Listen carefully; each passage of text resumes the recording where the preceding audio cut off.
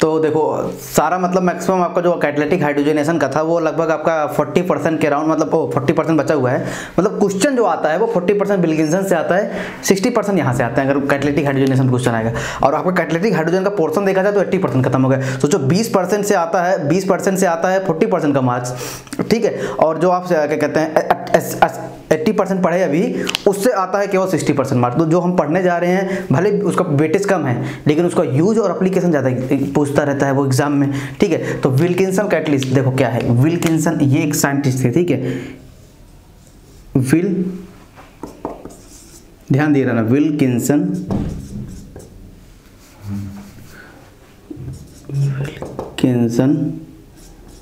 Catalyst, ध्यान देना। Wilkinson catalyst क्या बोलता है? विल्किंसन कैटलिस्ट ध्यान देना, स्पेसिफिक फॉर एल्कीन, ध्यान देना ना। स्पेसिफिक फॉर मतलब ये एक बोला जाए तो बहुत ही ज़्यादा क्या कहते हैं बेहतरीन रीजन था, सस्ता का सस्ता एल्कीन को कन्वर्ट करता था। एल्कीन स्पेसिफिक फॉर एल्कीन, ध्यान दे रहना, एल्कीन स्पेसिफिक फॉर एल्कीन, ठीक है। तो ये बातें हमें ध्यान में रखनी है, ठीक है। तो अब देखो एल्कीन है, अब विल्किंसन कैटलिस्ट का रीजन क्या होता है? कई बार एग्जाम में पूछा हुआ है, ध्यान देना। विल्किंसन कैटलिस्ट का रीजन RHPPH3 और Cl, ठीक है। और कई बार एग्जाम में बड़ी मजेदार तो बात ये थी, एग्जाम में पूछ लिया था कि इसका ऑक्सीडेशन नंबर क्या होता है। तो इसका ऑक्सीडेशन नंबर मान लो ड्यूटेनियम का X मान के चलता हूँ, PPH3 न्यूट्रल होता है, 0 कंट्रीब्यूट करता है, 0 × 3 हो जाएगा, और प्लस क्लोरीन -1 होता है तो 1 × -1, तो is equal to total neutral compound है 0, ठीक है। तो X इज इक्वल टू कितना हो गया? X -1 is equal to 0, X is equal to +1। तो अगर देखो, अगर आपको इसका स्ट्रक्चर पता होता विल्किंसन कैटलिस्ट का, तब तो आप सब कुछ निकाल सकते थे। इसलिए आप देखो कि आप बोलो कि सर कई बार अगर एग्जाम में हम भूल जाना, तो एक मैं ट्रिक बता रहा हूँ, याद किए रहना। देखो विल्किंसन है, W तो लिख सकते हो ना, ऐसे लिख सकते हो, W ऐसे लिखते हो नहीं लिखते हो, पहले ये बताओ। W विल्किंसन लिखे। अब देखो यहाँ कितने पोजीशन है फिल करने के, कितने हम 1 2 3 घुमाव मिल रहे हैं, 4 और 5, 4-5 ऐसे गोला गोला बना देना। अब फिर 5 गोले बनाने के बाद बोल देना कि एक तो मेटल होता है, क्या होता है? एक तो बीच में आप मेटल रख देना कि भाई मेटल एक तरीके से दादाजी है, ठीक है, समझ लो दादाजी हैं वो, उनको बीच में रखो नहीं तो नाराज हो जाएंगे वो। रखा, फिर इनके साइड में बड़े बड़े ग्रुप लगाओ, PH और PH लगाओ, इनके साइड में दादाजी के भाई साइड में लगाओ। अब फिर ऐसे बचे क्या आपके? बचे इधर Cl और यहाँ एक बच गया PH, ठीक है। तो इसीलिए कभी भी एग्जाम में भूल जाओ विल्किंसन कैटलिस्ट, W याद रखना, W को दादाजी को बीच में रखना। तो इसका फार्मूला क्या हो गया? ये R है भाई, R है, ठीक है, R है। PH तो डिफरेंस नहीं होता था, RH रुथेनियम, RH, ठीक है, RH रुथेनियम, RH दादाजी को बीच में रखो। तो अब इसका फार्मूला क्या हो गया? RH PPH3 और Cl, ठीक है। तो ये इसका क्या कहते हैं फार्मूला है, ठीक है।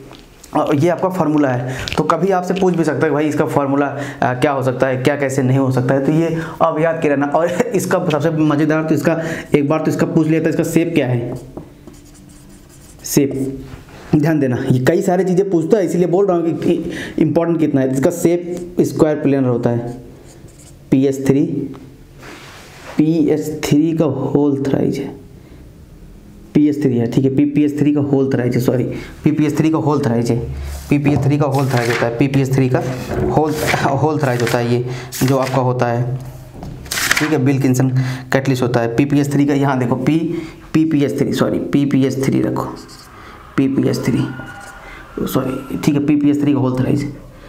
RPH तो कोई चीज़ ही नहीं होती भाई, PPH3 का होल थ्राइज होता है, ठीक है, क्योंकि फास्फोरस को बनाने के लिए PPH3 का होल थ्राइज होता है, ठीक है। तो और एक PPH3 का कंट्रीब्यूशन जो होता है वो इतना होता है, ठीक है। तो PPH3 इसमें 3 होता है, तो इनको साइड में रखना है ऐसे, ये ठीक है, ये PPH3, ठीक है, PPH3 होते हैं, ठीक, PPH3 होता है, सॉरी वो जल्दीबाजी में लिख दिया ऐसे, ठीक है, होल थ्राइज होता है। तो इनका जो स्ट्रक्चर आपको बताया था, तभी देखो ना यहाँ से मैं पता चल गया ना, मैं गलत लिख रहा था, क्योंकि स्ट्रक्चर बनाता जाता अगर PH लिखता, अब वहाँ मैंने W ऐसे मान लो, अगर आप भी गलती कर दो ऐसे कभी PPH3 मान लो लिख दिया ऐसे Cl, तो गलती क्या करोगे? स्ट्रक्चर बनाने जाओगे तो देखो कहाँ लगाओगे, अब एक तो P भर दिए, दूसरा कहाँ लगाने जाओगे? इसका मतलब क्या पता चल गया ना मुझे कि गलतियाँ कहाँ से कर रहा था। हो जाते हैं भाई कभी कभी, क्योंकि देखो रट के तो आते नहीं, रट के तो आते नहीं, तो कभी ना कभी गलतियाँ तो हो ही जाती हैं। पीएच, ठीक है, इंसान ही है, ठीक है, ये हो गया पीएच, ठीक है। अब यहाँ लगता है सीएल, तो इसका स्क्वायर प्लेनर स्ट्रक्चर होता है ऐसे, ठीक है, स्क्वायर प्लेनर स्ट्रक्चर होता है। और ये पूछता भी है कि बॉन्ड एंगल बताओ किन किन के बीच में कितना, भाई 90, इधर 90। तो एक बार ये पूछ लिया था कि PPH3 में बताओ पीएच और PH3 यार, बार PH3, ठीक है, कोई PPH कोई नाम की चीज़ नहीं होती, PPH3। तो उनके पूछ लिया था एक बार कि एंगल बिटवीन PPH3 कौन सा होता है, तो पहला ऑप्शन था 90, फिर उसमें 90 180 था, दूसरा लिखा हुआ था कि ओनली 90, तीसरा लिखा हुआ था ओनली वगैरह लिखा जाता है ऐसे, ओनली 180, चौथा लिखा था कि 109। तो 90 + 180 दोनों होता है। PPH3 देखो बीच में क्या है 90 है, और प्लस इस इधर क्या है, इधर क्या है 180 भी है। तो ये ऑप्शन सही था, ठीक है, ये ऑप्शन आपका सही था। तो देखो एक विल्किंसन कैटलिस्ट ही कितने क्वेश्चन पूछ लिया। ऑक्सीडेशन स्टेट पूछ लिया, आपसे शेप पूछ लिया, तो शेप स्क्वायर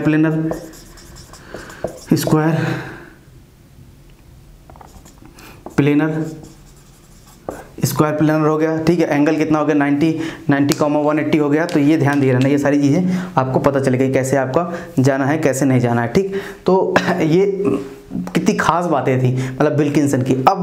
अब देखते हैं आगे भाई विल्किंसन ने ऐसा क्या था, मतलब विल्किंसन को ऐसा लोग इतना क्यों फेमस कर रहे थे भाई, इसे पीटी वगैरह ले रहे थे। पहली बात तो सबसे चीप था, आपका RH कंपाउंड सबसे ज़्यादा चीप था, ऊपर से यील्ड ज़्यादा दे रहा था। ऊपर से यील्ड मतलब क्या है कि अगर आप 100 ग्राम डाल रहे हो तो 95% का आपका प्रोडक्ट मिल रहा था। पीटी वगैरह में क्या रहा था, अगर आप 100 ग्राम कोई कंपाउंड यूज कर रहे हो तो 60% में प्रोडक्ट कन्वर्ट करता था, 40% अदर प्रोडक्ट कन्वर्ट करता था।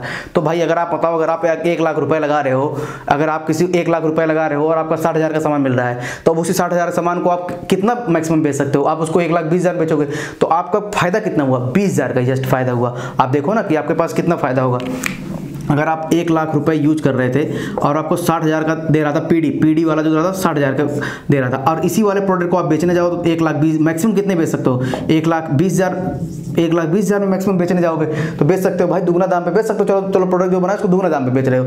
लेकिन यही आप जब विल्किंसन कैटलिस्ट डाल रहे थे तो 1 लाख वो कन्वर्ट कर रहा था 95,000 वाले माल में, ठीक है, जो कन्वर्ट कर रहा था प्रोडक्ट में। और इसको अगर आप बेचने जाओ तो अगर आप क्या कहते हैं इसको दुगना दाम पे बेचने जाओगे तो भाई 1,90,000 के आसपास आप बेचने चले जाओगे, ठीक है। तो अगर मान लो फिर तो आपको फायदा कौन सा, अगर फिर दाम ये आप इस पर डबल दाम लगा के ले रहे हो, तो मतलब ये ज़्यादा प्रॉफिट कमा रहा है, तो प्रॉफिट कमा रहा है मतलब ज़्यादा क्या कहते हैं वो हो रहा है, इसका नुकसान हो रहा है, इसको प्रॉफिट कितने का हो रहा है, 1 लाख रुपए लगा रहा है, इसको केवल 20,000 रुपए का प्रॉफिट हो रहा है।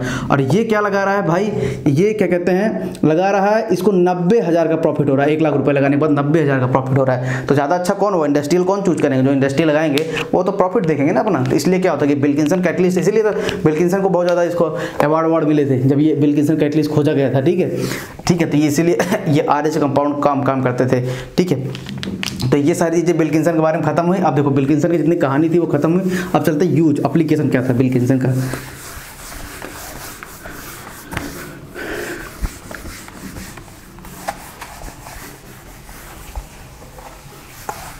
देखो विल्किंसन का एप्लीकेशन क्या था। विल्किंसन का एप्लीकेशन अब हम पार्ट पढ़ते हैं। विल्किंसन का एप्लीकेशन, विल्किंसन मान लो ध्यान देना, अगर कहीं एल्कीन है, एल्कीन मतलब ऐसे लिख दूं double bond,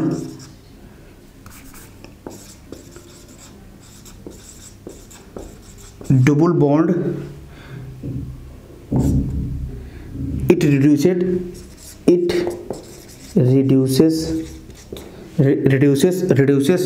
reduces double bond, it reduces only double bond in the presence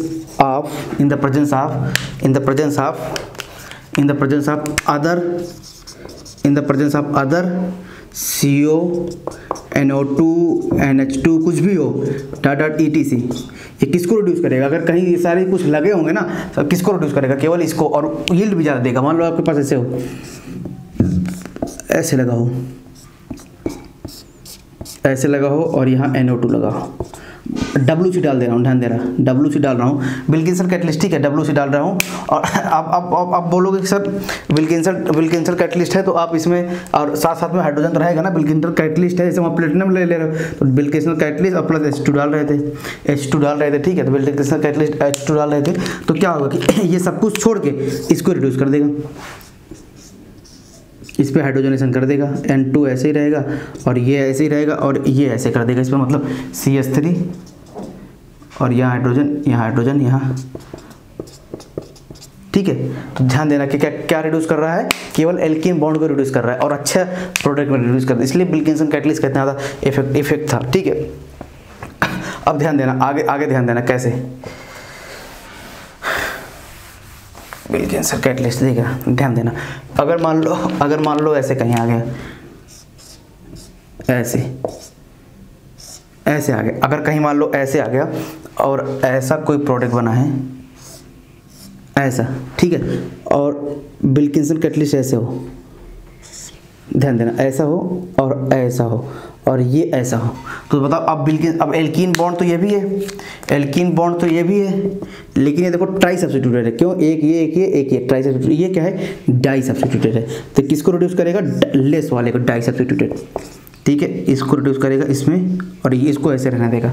तो अब बोलोगे सर बार बार कैसे हमें कैसे मतलब बार बार देखना, कहाँ से देखना पड़ेगा, कहाँ से देखना पड़ेगा। देखो एक एग्जांपल लेते हैं, देखो एक अच्छा सा एग्जांपल लेते हैं, देखो मान लो अगर मेरे पास ऐसा हो, ये PH हो और ऐसा डबल बॉन्ड O हो और यहाँ मान लो डबल बॉन्ड O और O और ऐसा PH हो, आप ठीक है PH हो, तो आप विल्किंसन कैटलिस्ट का देखो इफेक्ट देखना कैसे अलग अलग काम करता है। मान लो यहाँ मैंने ले लिया PD और C और H2 ले लिया, यहाँ मैंने WC लिया और H2 लिया, विल्किंसन कैटलिस्ट बड़ा बार बार क्यों लिखो, W ले लिया, W से विल्किंसन कैटलिस्ट, तो विल्किंसन कैटलिस्ट क्या करेगा, अब भाई इसके पास यही लेकिन अब कोई पॉसिबिलिटी नहीं है तो इसको रिड्यूस कर दिया, ठीक है, इसको रिड्यूस कर दिया, तो PH और ऐसे डबल बॉन्ड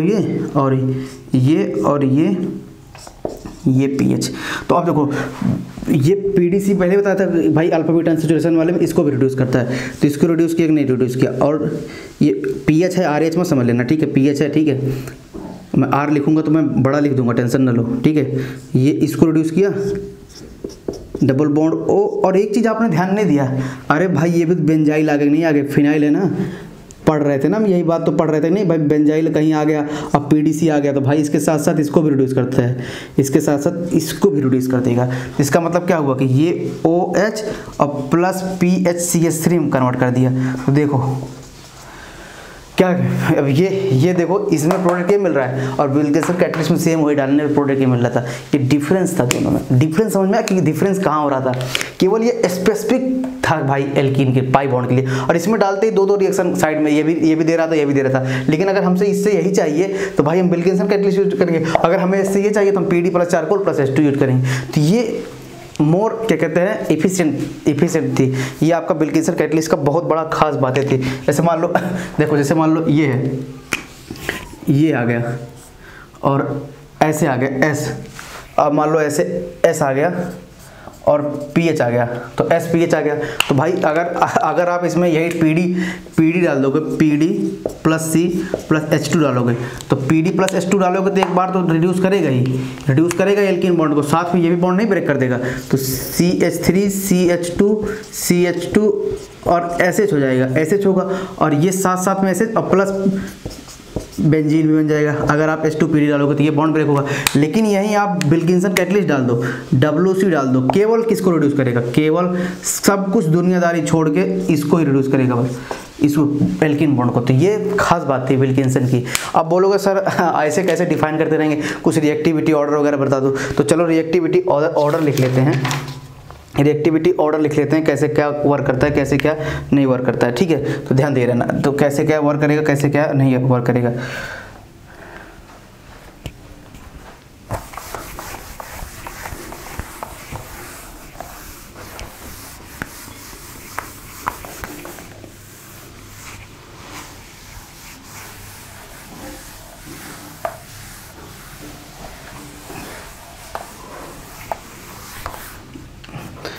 ध्यान देना, ये अगर मान लो ऐसे कोई बना देता हूँ, ऐसे ध्यान देना, ऐसे बेंजीन रिंग बना देता हूँ, ऐसे OH बना देता हूँ, ठीक है, ऐसे OH बना देता हूँ यहाँ, ऐसे मान लो ये बेंजीन रिंग बना देता हूँ, ठीक है, ऐसे ध्यान देना, ऐसे बेंजीन रिंग बना देता हूँ, यहाँ OH बना देता हूँ, यहाँ भी OH बना देता हूँ, और यहाँ मान लो ऐसे NH करके ऐसे PH बना दे रहा हूँ, ऐसे PH बना दे रहा हूँ, ठीक है, और यहाँ मान लो मैं एस्टर बना दे रहा हूँ,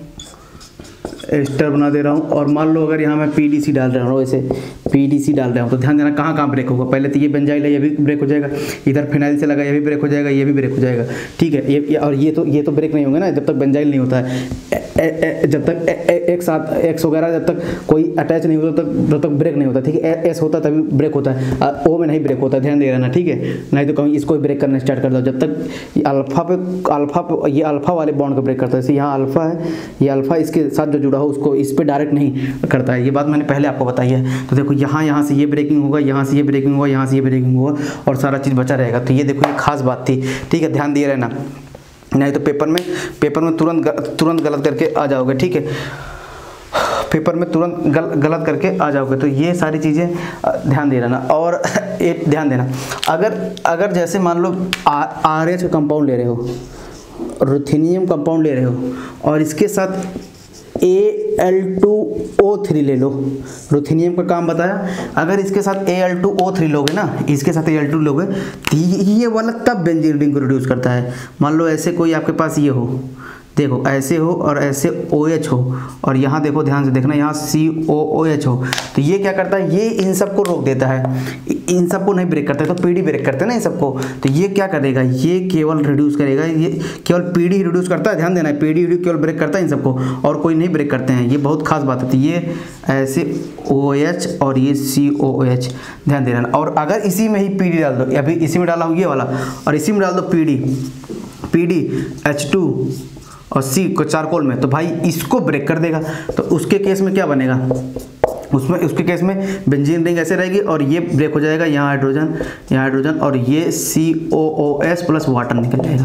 अब पता चला कि भाई रुथेनियम का यूज क्या था। तो ये बहुत ही माइन्यूट सा डिफरेंस होता है जो हमें एग्जाम में बहुत ज़्यादा कंफ्यूज करता है। तो ये एक बार ये सारी चीज़ें आप पढ़ लो, ज़्यादा क्या कहते हैं वो नहीं जाने की जरूरत है, ठीक है, तो ध्यान देना।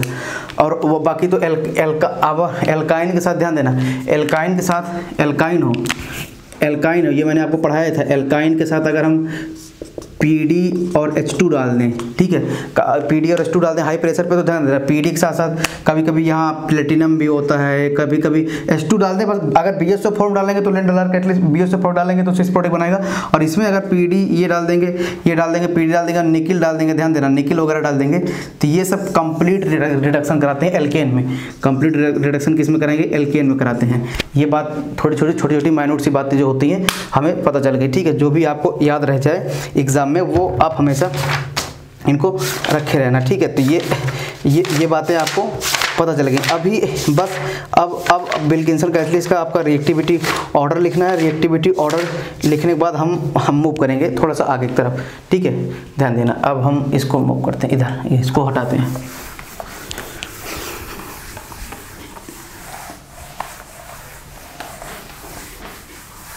देखना अब क्या करते हैं, विल्किंसन कैटलिस्ट का ऑर्डर लिखते हैं। तो सबसे पहले भाई नॉर्मल जो हाइड्रोजन होगा वो वाला ऑर्डर होगा, विल्किंसन कैटलिस्ट का जो ऑर्डर होगा ये ऑर्डर होगा। फिर उसके बाद देखो, उसके बाद क्या होता है, उसके बाद ये H होगा, एक R लगा दिया, एक H लगा दिया, ठीक है। फिर उसके बाद क्या होता है, उसके बाद ये आता है R और R, ध्यान दे रहा ना, सिस एल्कीन पहले मिलती है, सिस एल्कीन पहले, क्योंकि भाई हाइड्रोजनेशन होता है ना, कैटलिस्ट आता है, ठीक है। इसमें क्या है कि इस तरह से आ जाएगा, हाइड्रोजन कम है। अगर फिर इसके बाद होता है कि आपके पास ये क्या होता है, ये ट्रांस वाला आता है, ट्रांस वाला, ठीक है। तभी भी क्या है कि थोड़ा सा रिपल्सन कम है। मान लो अभी इधर से चला आएगा, इधर से भाई रिपल्सन कम हो रहा है, यहाँ से भी कम हो रहा है, बहुत कम रिपल्सन हो रहा है, इधर से यहाँ चला है, इधर वाले थोड़ा रिपल्सन करेगा, ध्यान देना। फिर इससे जो अगर कहीं R और H आ जाए, ध्यान देना, सबसे ज़्यादा कन्फ्यूजन इसमें होती है, दोनों के बीच में सबसे ज़्यादा कन्फ्यूजन इन दोनों के बीच में होती है। सबसे ज़्यादा कन्फ्यूजन जो होती है इन दोनों के बीच में होती है। इधर से देखो कि इधर से आप अगर ले आ रहे हो, इधर से आप ले आ रहे हो तो R और H रिपल्सन कर रहे हैं, थोड़े से इधर से कम कर रहे हैं। यहाँ देखो कि एक ये R है और ये H तो है, लेकिन यहाँ से देखो इधर साइड से भी रिपल्सन करना स्टार्ट कर दिया। अगर आप इधर से लगाओगे देखो ये भी थोड़ा रिपल्सन करना स्टार्ट कर दिया, लेकिन आप अगर इधर से ला रहे थे, इधर से ला रहे थे तो ये देखो छोटा और यहाँ बड़ा और ये छोटू, ठीक है, ध्यान देना, छोटू और ये बड़ू, इतना ज़्यादा रिपल्सन नहीं करेगा। लेकिन अगर आप यही सेम ध्यान से देखना, अगर आप ऐसे R और R H ले आ रहे हो तो यहाँ बड़ा तो ये भी है और ये आपस में बड़े हैं, तो ये रिपल्सन करने, भले ये छोटे छोटू हैं भाई, इनको पहुँचने नहीं देंगे। इसलिए क्या होता है कि ये वाला जो होता है ये ट्रांस वाला इससे ज़्यादा अच्छा विल्किंसन कैटलिस्ट देता है। ये विल्किंसन की खास बात थी, ठीक है। ये ऑर्डर आप हमेशा याद करके रखे रहना, ठीक है। फिर उसके बाद क्या होता है, उसके बाद आएगा भाई, फिर इसके बाद ये ऐसे R और R और H, फिर उसके बाद क्या होता है, उसके बाद आपके पास ये आता है, ये टेट्रा सब्स्टिट्यूट। तो ये है विल्किंसन कैटलिस्ट का ऑर्डर आता है, कभी कभी एग्जाम में पूछ रहता है कभी, ठीक है, ध्यान देना, ये कैटलिस्ट ऑर्डर है, ठीक है। तो ये इंक्रीजिंग ऑर्डर है, ठीक है, ये इंक्रीजिंग ऑर्डर है, ऐसे मतलब इधर उधर के बाद यहाँ है, ध्यान दे रहना, इधर के बाद यहाँ है। तो ये ऑर्डर होता है कि सर ये रेट है, रेट मतलब रेट है, कौन पहले रिड्यूस होगा, कौन पहले, एल्कीन भी आ गई कई सारी, तो कौन पहले रिड्यूस होगी। तो ये हमेशा भाई ये बातें कुछ ध्यान में रखे रहना, ठीक है, एकदम। ये बातें हो गई। अब देखो एक और बचा हुआ है, रेने निकिल। निकिल के साथ आप रेने निकिल होता है, ठीक है। रेने निकिल क्या होता है, रेने निकिल क्या करता है, ध्यान देना, ऐसे कहीं लिखा रहेगा रेने निकिल, ऐसे रेने निकिल लिखा रहता है, रेने निकिल, ध्यान देना, रेने निकिल ध्यान देना। अगर कहीं आ जाए ओनली ध्यान देना, रेने निकिल कहीं आए तो ओनली फॉर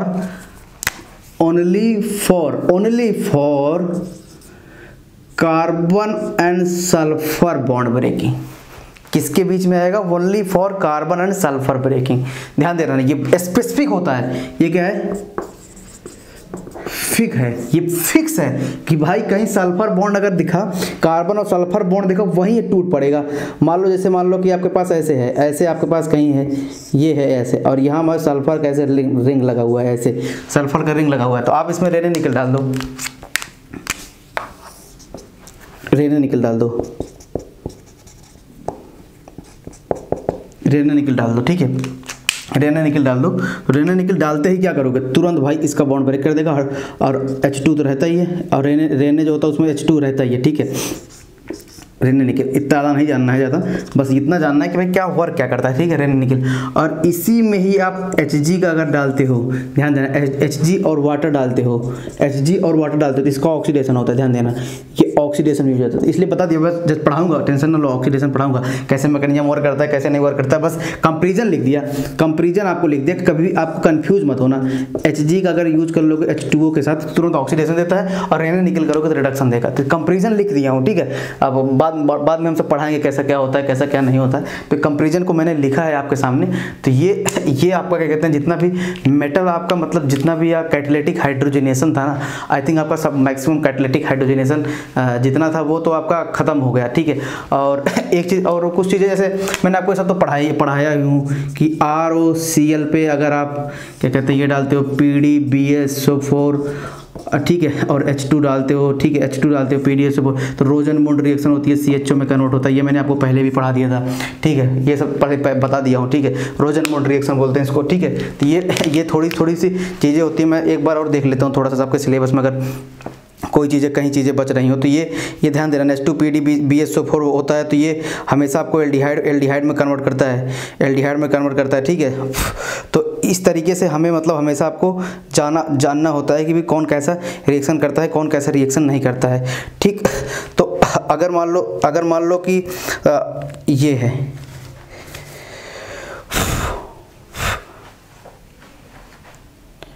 ईजीएस्ट हाइड्रोजनेशन आपसे कभी ऑर्डर पूछ ले, ध्यान देना, आपसे कभी ऑर्डर पूछे, कोई मेटल ना दे, आपसे जस्ट ऑर्डर पूछ ले कि आप बताओ कि ऑर्डर क्या होगा। ऑर्डर अब कभी आपसे पूछ सकता है कि ऑर्डर क्या होगा, ईजीएस्ट हाइड्रोजनेशन। देखना, हाइड्रोजनेशन का ऑर्डर लिखता हूँ, हाइड्रोजनेशन कोई भी मेटल हो, मतलब जल्दी कौन किस पे करता है, कॉम्बिनेशन ऑर्डर,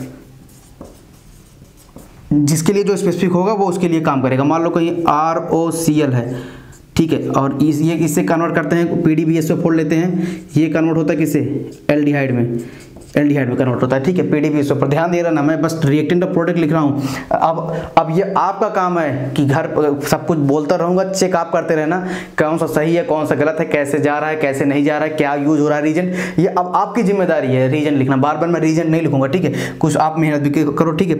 इसके बाद आता है ARNO2, अभी ये पढ़ाऊंगा, टेंशन ना लो। ARNO2 ऑर्डर, बस जस्ट ऑर्डर लिखा रहा हूँ, मतलब ऐसे जस्ट ऑर्डर लिखा रहा हूँ, अभी पढ़ाऊंगा ये वाला, जस्ट ऑर्डर लिख लो कि ऑर्डर कैसे होता है NO2, ठीक है। इसके बाद आता है ये ट्रिपल बॉन्ड, सब इलेक्ट्रॉन डेंसिटी के बेस पे ट्रिपल बॉन्ड कन्वर्ट होता है सिस में, लिंड-लार कैटलिस्ट से। ये वाला भी नहीं पढ़ाया हूँ, बताऊंगा, टेंशन नहीं, ये वाला बताऊंगा, ठीक है, ये वाला कैसे कन्वर्ट होता है, ठीक, ये वाला ऐसे होता है। फिर उसके बाद आता है आपके पास RCHO कन्वर्ट होता है। अब इसमें सोडियम लिक्विड अमोनिया वगैरह डालते हो, ये RCH2OH में आ गए। कभी मान लो ऐसे कुछ भी दे रिएक्शन लिखे, ऐसे मान लो ऐसे लिख दे कि ऐसे लिख दे कि ऐसे कोई रिएक्शन दे दे, ऐसे ट्रिपल बॉन्ड, और यहाँ लिख दे कि ऐसे CHO, ठीक है। और मान लो एक रिएजेंट आपको दे दे ऐसे कि first Na liquid ammonia attack करेगा इस पर, या फर्स्ट मान लो कोई ये है और बोलेंगे ये, और एक आपको दे दें मान लो कि PDBSO4 और +H2, तो आपसे बोलेंगे बताओ कि कौन वाला दो फंक्शनल ग्रुप है, कौन वाला पहले अटैक करेगा। मान लो इसका रेट मान लो R1 बोल दिया, इसका रेट मान लो R2 बोल दे, तो बोलेंगे बताओ कि R1 R2 में रिलेशन क्या होगा, कि R1 is greater than R2 होगा, कि R2 is greater than R1 होगा, कि R1 R2 आपका इक्वल होगा, या नन ऑफ दीज होगा। मान लो पहला ऑप्शन ये है, दूसरा ऑप्शन है, तो आपको पता रहेगा यहाँ से भाई एल्काइन वाला इससे ज़्यादा रिएक्शन करता है। ये फास्टर रेट लिख रहा हूँ, ध्यान देना, ये increasing order of faster rate लिख रहा हूँ, ठीक है। तो ये इसमें क्या होगा, PDBSO4 पहले रिएक्शन करेगा, फिर बाद में ये रिएक्शन करेगा, तो ठीक है। और ये तो इंटरनल अल्काइन हो गया, तो भाई बाद में रिएक्शन करता है, ठीक है, ये टर्मिनल अल्काइन है, बाद में रिएक्शन करता है। या मान लो ऐसे भी कर लो, ऐसे ही कर लो, ठीक है, तो लिक्विड अमोनिया जल्दी रिएक्शन नहीं कर पाता, जल्दी PDBSO4 से रिएक्शन कर जाता है, ठीक है। तो ये एल्कीन में कन्वर्ट हो जाएगा, एल्कीन फिर से रिएक्शन करेगा नहीं। और फिर पहले देखो प्रोडक्ट कैसे बनाओगे, मान लो ऐसे दो कंपाउंड है, दोनों लिखा हुआ है, तो पहले ये रिएक्शन करेगा, तो ये रिएक्शन करके एल्कीन में कन्वर्ट हो जाएगा, एल्कीन से रिएक्शन करेगा नहीं, और फिर ये इससे रिएक्शन करेगा, इसको अल्कोहल में कन्वर्ट करेगा। अदरवाइज आप क्या करोगे, अगर आप ऑर्डर नहीं जानते रहोगे तो पहले अटैक करा दोगे इसको बुला दोगे ट्रांस एल्कीन, और फिर इसको कह दोगे अरे अब तो क्या करें, अब कुछ इसको बना दोगे अल्कोहल, तो सब कुछ गलत करके चले आओगे एग्जाम में। जल्दी क्या होगा, आपको रिएक्टिविटी ऑर्डर हमेशा पता होना चाहिए। देखो ये हुआ, तो ये हुआ। अब फिर उसके बाद ध्यान देना, उसके बाद आता है आपके पास RCH2C।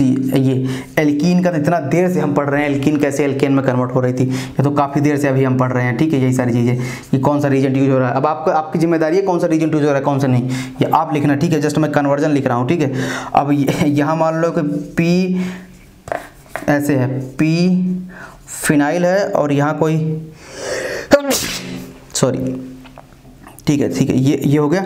और यहाँ मान लो आपके पास कोई भी ऐसे X है, यहाँ R है, X में भी एनीथिंग, ठीक है, कुछ भी हो सकता है आपका, X O हो सकता है, N हो सकता है, कुछ भी हो सकता है। फिनाइल पे जब जुड़ा होता है तो मैंने बताया है आपको, X आपका O हो सकता है, N हो सकता है, ठीक है, N हो सकता है, O हो सकता है, ठीक है। और आपका फास्फोरस हो सकता है, ठीक है, फास्फोरस कंटेनिंग थिंग हो सकता है, ठीक है। ये होगा तो ये इसमें PH3 प्लस HXR हो सकता है, ठीक है, ये हो सकता है, ये कॉमा है, ठीक है, ये हो गया। अब इसके बाद ध्यान देना, इसके बाद क्या होगा, इसके बाद आएगा RCN, अभी पढ़ाया नहीं हूँ, RCN बताऊंगा।